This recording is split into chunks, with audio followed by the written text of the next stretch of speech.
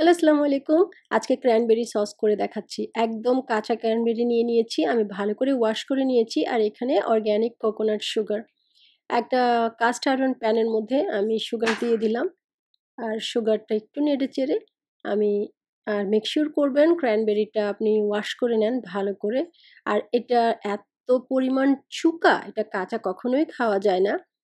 এটা মানে আমি বলব জলপাইয়ের চেয়ে চুকা। সো সুগার একটু দিয়ে দিলাম বিকজ এটা অনেক চুকা। আর ক্র্যানবেরি সসটা আমার বাসায় আমার বাচ্চাদের মধ্যে আমার বড় মেয়েটা খুব পছন্দ করে। আমারও অনেক ভালো লাগে। টেস্ট অনেকটা বড়ইর আচারের মতো লাগে যখন বানানো হয়। এই যে অনেকক্ষণ লেগেছে, লাইক অলমোস্ট 20-25 মিনিটসের মতো লেগেছে। তারপরে এটা হলো ফাইনাল লুক।